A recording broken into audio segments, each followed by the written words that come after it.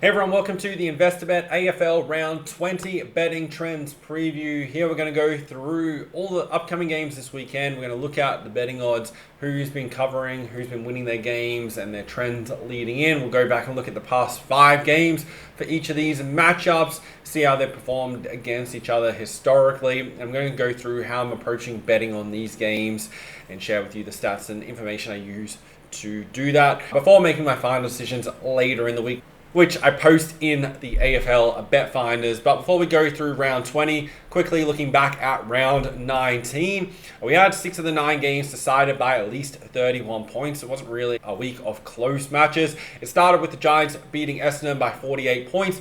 Brisbane, in a game where there was a lot of rain pre-game, beat the Bulldogs by 10 points.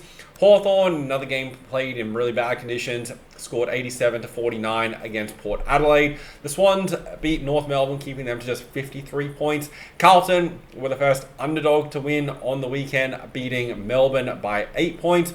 Richmond also beating West Coast as the underdog by 49 points, 105-56. Geelong comfortably beat St Kilda 113-82. That was one of just 2 games that went over the total, which I'll get to in a second. Fremantle upset Collingwood 79-78, and then Adelaide 61-point winners over the Gold Coast Suns, as we expected to close out the round. Home teams won 6 of the 9 games. Away teams covered the spread in 5 of the 9 games. This season, away teams are 82-79 against the spread. Favourites won 6 of the 9 games. The underdogs who won, as I mentioned, Carlton, Richmond, and Fremantle were the 3 underdogs to win their games outright. Underdogs covered 5 of the 9 games. This season, underdogs are 81-80 against the spread, but basically even. So no major trend either way overall on the AFL year. And 7 games went under, and just the 2 games went over the total points line.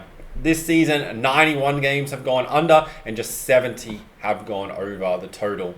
Quickly looking at the ladder at the end of round 19, Collingwood a half game clear now after losing. Brisbane Lions closed the gap on them, just that half point behind as they've had the draw on the season. So their percentage, which is only at 116, doesn't really matter. So just keep that in mind with Brisbane. It only really matters for them about winning games through the rest of the year. It doesn't matter how much they win by, because it's very unlikely they're going to have another draw. They've only had 1 draw on the whole season. Adelaide half game behind them on 52 points. If Adelaide keep on winning, Collingwood lose, Adelaide would jump Collingwood on the percentage. Definitely be aware of that. Then from 4th down to 7th, you've got 4 teams tied on 48 competition points. So the spot in the top 4 is certainly wide open. Geelong currently hold that spot as they have the best percentage of those 4 teams. So assuming Geelong don't drop games, they'll hold top 4 spot with their strong percentage, particularly considering they have North Melbourne coming up this week as well. Then fighting out the top 8, you have Gold Coast, 1 game clear of the Western Bulldogs, who are 1 game clear of the Sydney Swans. Swans keep on winning. They're keeping themselves within chance. Big game for them against GWS this week. That's a pivotal game for both sides. It's still very unlikely the Swans make it into the top 8. They can't afford to lose any games, so their season is on the line again this weekend. But also a really important game for GWS. If they are to lose this game, it puts them in that bottom half of contention for top 8 spots. Now, looking forward to this weekend's game. It starts on Thursday night. Hawthorn against Carlton. The Hawks are $1.19 favourites at minus 29.5, and the total is 159.5. Hawthorn have won and covered the past 2 against Carlton. They met in round 2 this season, and the Hawks were $1.44 favourites, minus 15.5, and they won that game by 20 points. That was also a Thursday night game, and accuracy was definitely the difference. Hawthorn 12 goals 8, Carlton 8 goals 12. It was fairly close first half. Carlton actually led by 5 points at halftime, kicking 6 goals to 5 in the first half. But in the second half, Hawthorn kicked 7 goals to Carlton, just 2 goals, 8 behinds during that second half. So the Hawks' conversion percentage and accuracy in that second half, definitely the difference in this matchup. Hawthorn slightly more of the ball, about an extra 50 or so disposals. Inside 50s, both fairly even as well. Carlton won the stoppage clearances 40-29. Turnovers, both teams 70 plus. So it was a high turnover game, and Carlton just the 49 marks. Hawthorn definitely limited them from that perspective, just 5 of those coming inside 50. This is a game I expect Hawthorn to win. I can't see them dropping this game against Carlton. They've been in pretty good form lately, obviously beating Port Adelaide, who were undermanned last week, but they have still now won 5 of their last 6 games, just dropping against Fremantle by 13 points in the rain over in Perth. They have also covered 3 of their past 4. Carlton, they come into this game getting a win finally last week, beating Melbourne. Prior to that, had lost 4 straight, including 3 of those by at least 37 points. It'll be interesting to see how Carlton come through after that win, just scraping that out against Melbourne. Can't see them beating Hawthorn here. Pretty confident Hawthorn get the job done. Not a game they can afford to drop. If Hawthorn are to lose this game, very similar to last week against Port Adelaide, then they're definitely in a danger spot of falling out of the top 8, particularly with their games coming up following this, because they still have to play Adelaide, Collingwood. There's a game against Melbourne, which they should win, but also a game against Brisbane. I think you can back Hawthorn with confidence to win this game. The handicap at about 29.5, I don't think there's much value in terms of the line in this game. Carlton generally keep games close in the first half and then fade in the second. So potentially looking at Hawthorn's second half handicap as an option as well.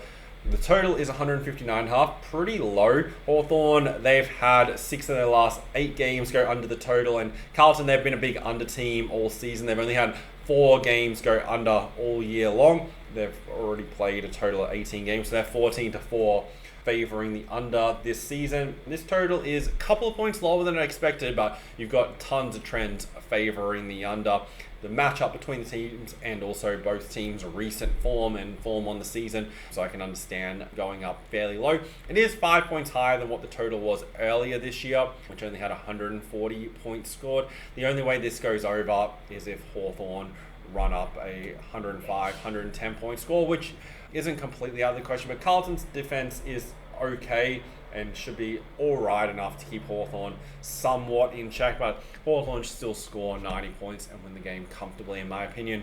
Essendon versus Western Bulldogs. The Bulldogs are big favourites here, $1.04 minus 52.5, and the total is 177.5. Similar to Hawthorn, Western Bulldogs can't afford to lose this game, and I really don't see any way that'll happen. Beaten Essendon by 91 points earlier this season when they're $1.24. Obviously much shorter this time around, but they have a very good record against Essendon, winning and covering 4 of the past 5. This was the matchup earlier this season. The Bulldogs had 37 scoring shots, Essendon only 11. And after a bit of a slow start, it was all Bulldogs through the whole game. A quick look at the stats: 469 disposals, 250 kicks, 219 handballs, plus 24 inside 50s.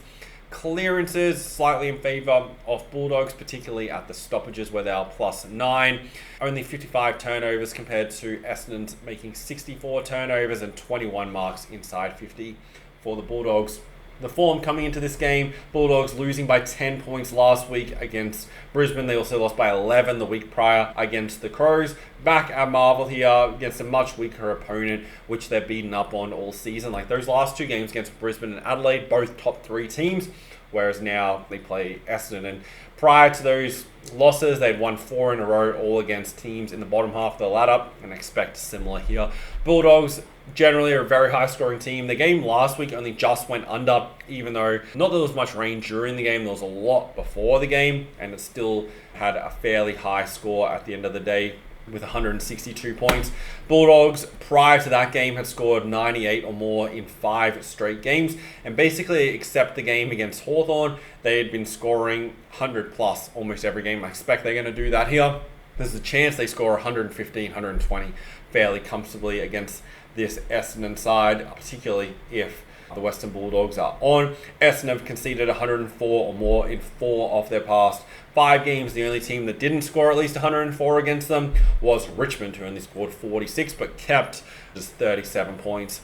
The total, the handicap all the way out at 52 points. Definitely don't disagree with that for a side that they've lost 7 in a row, most of those games by at least 40. Expect the Bulldogs to win by pretty close to this margin, if not comfortably more. I'll be looking at other ways to play this game alongside the total, because I think the Bulldogs score pretty much at will here, but we'll see how we go. But yeah, Bulldogs pretty straightforward to be winning that game. The total at 177.5, I do think is a little bit high, and is going to really just come down to the Bulldogs scoring. So I'd prefer looking at the Western Bulldogs total, which based off what the current handicap is and the total is, it's likely going to be just over the 110, around the 115 at most mark, which I'm definitely interested in that as well. This matchup does have a history of going under.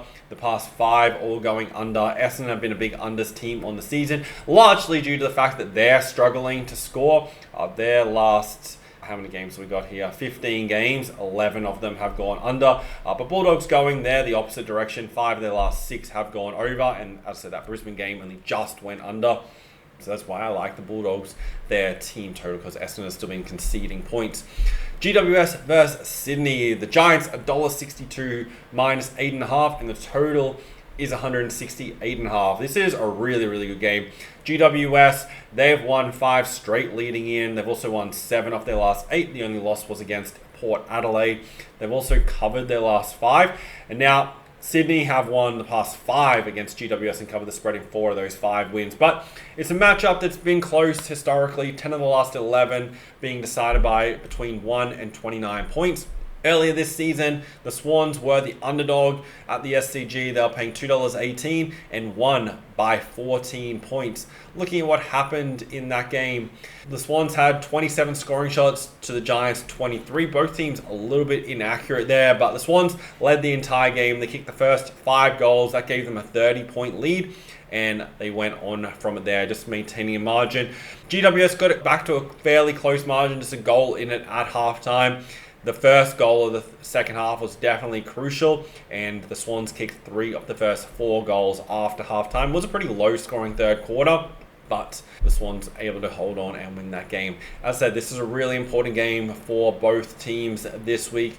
There wasn't much between them last time around. GWS did have 27-9 free kicks. That's a huge discrepancy between them there. Clearances, fairly even, slightly more uncontested possessions. Turnovers, basically the same. Marks, basically the same.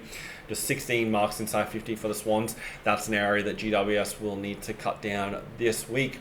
Definitely agree with GWS being favourites of their current form. Obviously, if you go back a couple of weeks, they beat Geelong by 26 points at this venue, which is definitely a tougher matchup. But they have a good record against Geelong, whereas Sydney have a better record against them. The Swans, they've won 5 of their past 6 games. The only loss was a 9-point loss against the Western Bulldogs. This is a game I think is going to come down the wire. I think it's going to be a close game. 2 to 3 goals at most either way, like we've seen previously.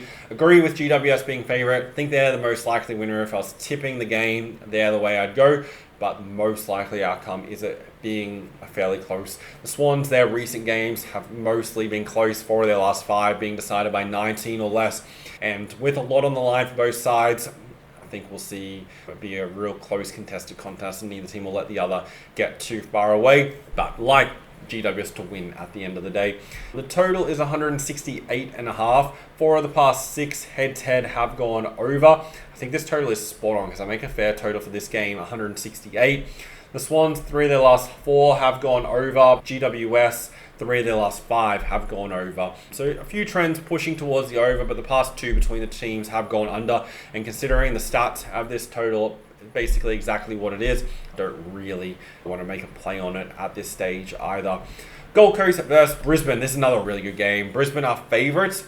They're minus 7.5, $1.65, and the total is 153.5. Brisbane have a great record against the Suns. They've won 12 of the past 13, and they've also won 6 of the past 7 against the Gold Coast on the Gold Coast. And the past 5 games here on the Gold Coast have been 28 plus point margins. They met back in round 8 this season. It was tough conditions. The Lions were $1.50 favourites and won that game by 17 points, keeping Gold Coast to just 49 points. Brisbane had 21 scoring shots to 14. It was a low-scoring first quarter, just 1 goal each during that term. Brisbane getting their goal right on quarter time. And they came out in the second quarter, kicked 3 quick goals, gave themselves 20-plus point lead, and then they were able to kind of hold that somewhat margin. They got away a little bit here late in the third quarter. Gold Coast dominated the fourth term, kicking 3 goals. Brisbane were kept goalless, but it was just too much of a margin to overcome, particularly in the conditions.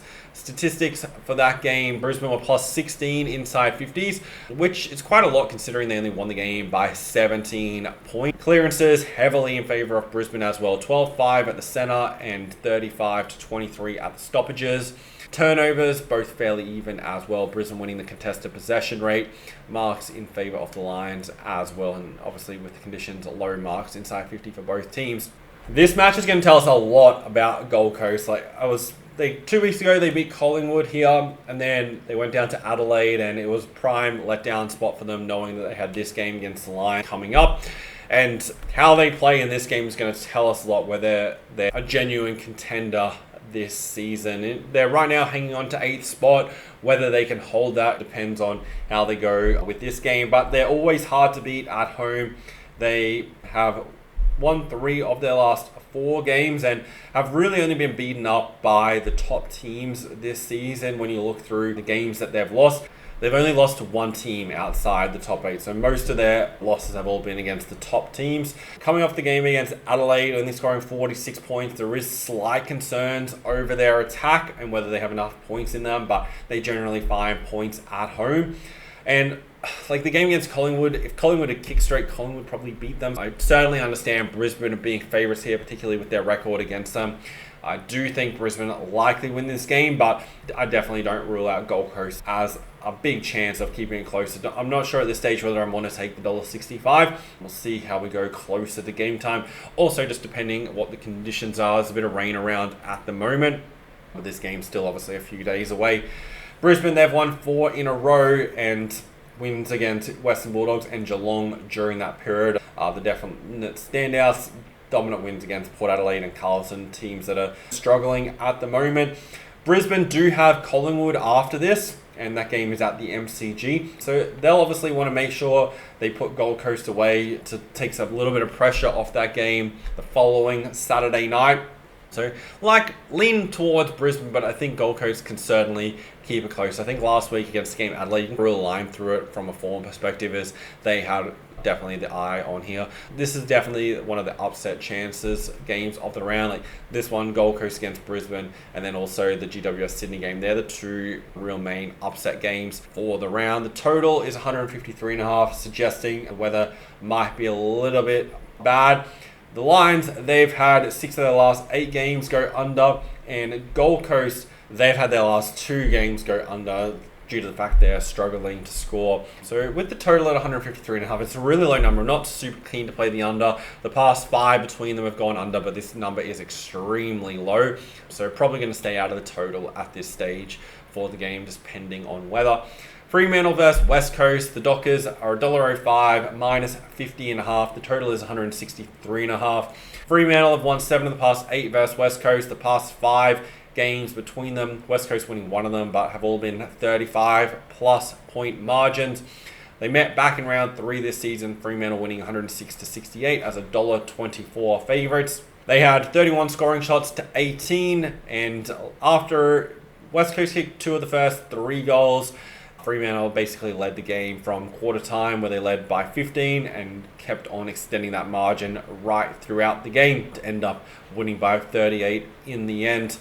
The stats for this game: the Eagles only had 291 disposals, so a really low number. They were minus 28 inside 50s, so were hammered in that area. This game was completely played in Fremantle's forward half for the most part. 40-25 clearances, 16-9 at the centre and 24-16 at the stoppages. Turnovers were even, so there's no real edge either from that perspective, and plenty more marks for Fremantle. This is another game Fremantle win, and win comfortably. They beat Collingwood last week by 1, and it would take a massive form reversal for them to lose this game, kind of as the odds suggest. We expect them to win this game and keep on cementing their spot inside the top 8. They've only lost 1 of their previous 9 games. After this, they have Carlton, Port, Brisbane and Western Bulldogs. So if they can get through, beat West Coast, beat Carlton and beat Port Adelaide. The Carlton game's in Perth as well, so they're likely going to win these next 2. And then it really sets them in a good spot and removes some pressure on those final 2 weeks against the Bulldogs and Lions. Expect Fremantle to win this game very convincingly. Would be a little bit surprised if they don't win by the 50 plus, to be fair. The total is 163.5. The past 5 head-to-head have gone over. Fremantle, though, have been an underside. their past 9 games, 7 of them have gone under the total, and West Coast, their last 6 have all gone under the total. So there's some strong under trends on recent form.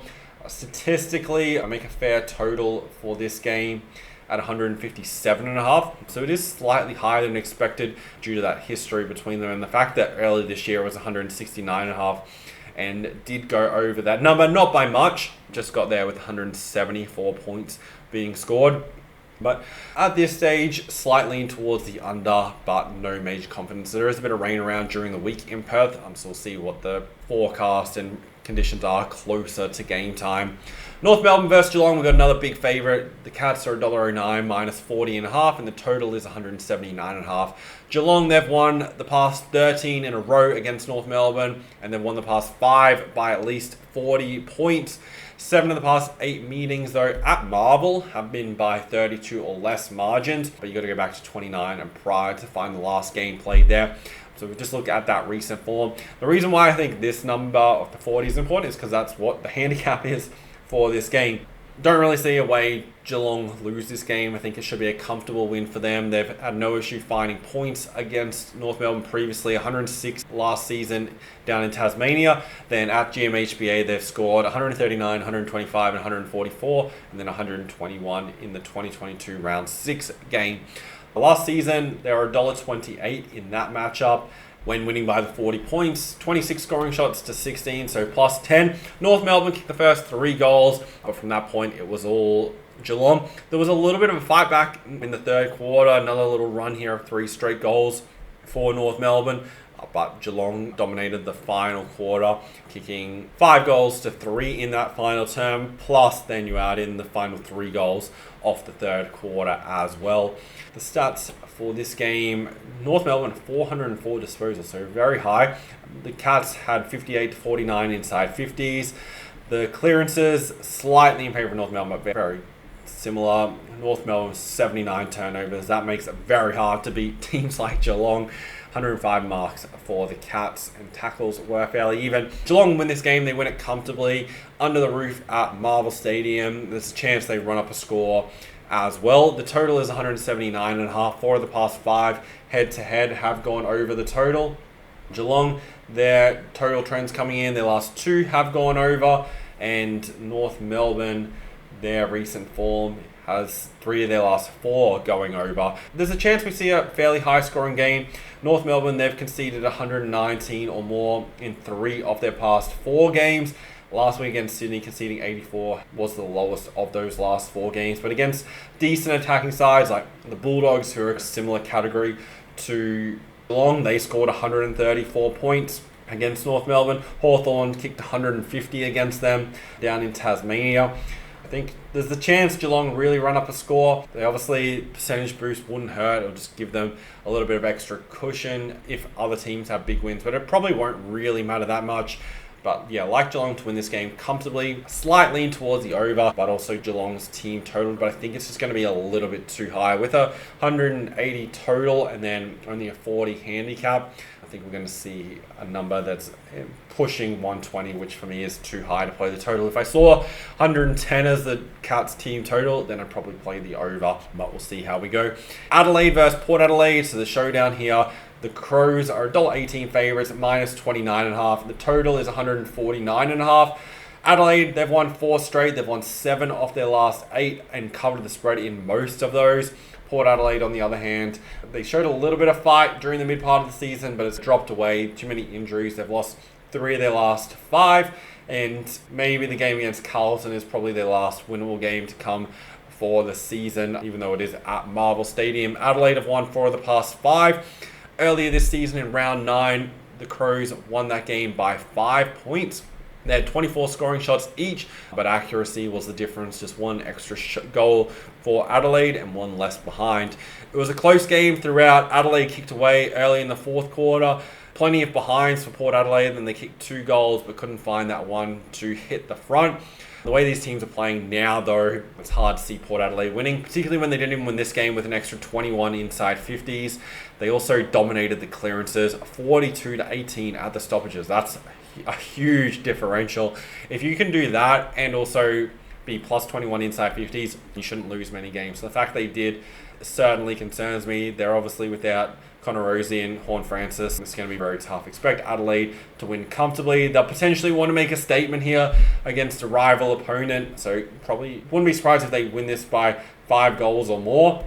The past 4 head-to-head have gone under. We've got a really low total here due to expected rain. Port have been a big underside since basically round 8, where they've had 8 of 11 go under the total. Adelaide have also been a pretty big underside after the first month of the season. Their last 13 games, 10 of them have gone under. Add that with the past 4 going under. There's some strong trends for the under, but this number is so low, probably not really worth playing. Adelaide, they can score points really quickly, but it depends on the conditions, obviously. Another big favourite, Collingwood $1.06, minus 46.5 against Richmond, and the total is 155.5. Collingwood, they've lost 2 in a row against Fremantle and Gold Coast. It's definitely not an ideal time for Richmond to be playing them, particularly considering now Collingwood's top spot in minor premiership is in jeopardy. They have Richmond this week, then they have Brisbane, Hawthorn, Adelaide and Melbourne to finish the season. So after this game, the next 3 games are all challenging games on some level, particularly compared to this. They're not going to be $1.06, that's for sure.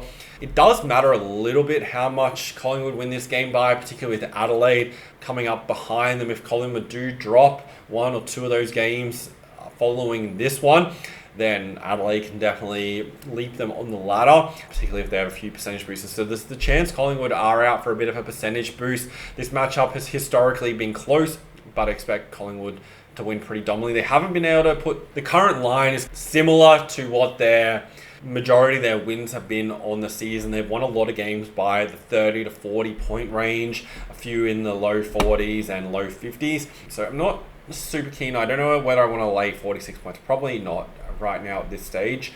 So I might stay away from the handicap. Richmond, they've won 2 in a row, beating West Coast, and they're now sitting at 5 wins on the season, but obviously can't see them beating Collingwood here. If they play their absolute best, their confidence will be up on those 2 wins, but returning from Perth last week, it's not ideal for them, and Collingwood obviously must win. Yeah, Collingwood will win this game. They'll probably win by about 40 points, and it won't be a huge amount of a contest. The matchup in round 20 last season, where Collingwood won 93-67, they kicked 14 goals 9 to Richmond's 19 goals 13. Collingwood led for the entire game. Richmond were never in front at any stage. Stats tell us that Richmond had slightly more ball. Inside 50s were +1 in favour of the Tigers. Clearances, particularly at the stoppages, well in favour of Collingwood. Collingwood made slightly more turnovers, but still won dominantly, and they did give up 110 marks to the Tigers. This game, obviously about a year ago, plenty of time has passed, but Collingwood to win very convincingly. The total at 155.5. With Richmond being such a big underside, you have to lean that way. I don't think the Tigers are going to find too many points here against this Collingwood defense. I think they'll shut them down. So I'd lean towards the under. Collingwood leading in. 3 of their last 4 games have gone under, and if you go back a little bit further, they have had 7 of their last 9 go under. It is definitely a low total. The bookmakers certainly trying to catch up with this AFL scoring being low this season, and this is a week where they've dramatically dropped the totals, basically by 1 to 2 goals per game, to try and get some games going over. So just definitely be cautious in backing unders this week is my recommendation. And St Kilda versus Melbourne, the final game of the round. This one we've at least got some close odds between the teams and doesn't look like it's going to be a 40+ blowout. Melbourne, small favourites, $1.78, minus 3.5, and the total is 169.5. Melbourne have a good record against St Kilda. They've won 5 of the past 6, and the last 22 head-to-head have been decided by 40 or less. And if you want to be a little bit technical, 21 of those last 22 have been decided by 39 points or less. So either team to win by the 1 to 39 is probably the best way to go in this matchup. It's been very rare for either team to beat each other by the 40+, so it's probably a good place to start straight away. Melbourne were favourites when these sides in round 12 this season. They were $1.48. It was at TIO Stadium, and St Kilda won that game 91-63. was obviously Melbourne being pretty inaccurate. 7 goals, 21 compared to the Saints, 14 goals, 7. That was the difference. 28 scoring shots, and you lose by 28 points to a team with just 21 scoring shots. Melbourne kicked the first goal of the game, but then St Kilda went on a big run and were able to hold that lead throughout the rest of the game. And Melbourne's inaccuracy definitely cost them. They had plus 17 inside 50s. They won the stoppages. Both teams made very few turnovers and both had 100 plus marks. We're definitely kicking the ball around, but Melbourne only 299 disposals for 28 scoring shots. They were very efficient at getting shots, but they just couldn't convert it. This is a very tricky game in terms of which way to go and bet. Melbourne, they've lost 6 of their last 7 games, starting with that game against St Kilda. Most of these games have all been 5 goal or less margins. Their only win was against North Melbourne, and St Kilda, they're not really travelling a great deal better. They've lost 6 in a row. They've only won 2 of their last 14 games. Those wins were against Melbourne and against Fremantle. I think we'll see a close game. It's not a game where we really can trust either team in terms of backing them with confidence to win. I think the odds potentially should be $1.90 either way. So a slight bit of value with St Kilda, but not with a major amount of confidence. Just think we'll see a 2-goal game either way. There won't be much between them. Similar to the Melbourne Carlton game last week. And yeah, that's the way I'm likely going to play it. The total is 169.5. Make a fair total for this game, 164.5. This is one where I do lean slightly to the under, but the Saints, 5 of their last 6 have gone over, and Melbourne, 3 of their last 5 have gone over. Purely just a numbers perspective that's pushing towards the under. The last time they played, it did go under the 168.5, so we got a 1 point higher total this time around. That game easily could have gone over had Melbourne been more accurate. Just don't think there's a strong enough information pushing one way or the other right now, but I think we'll see a close game to end the round. So that's how I'm looking at betting AFL round 20. If you want to see all my final bets, I'm going at about 60% on the season on the bets. That's all in the link in the description, plus additional previews, breakdowns, and access to all the stats I use to bet full time on the AFL. So definitely check it out. Thanks guys for watching. Thanks for being a part of the investor.bet channel. Make sure you subscribe so you don't miss any videos through the rest of the season, and have a great weekend.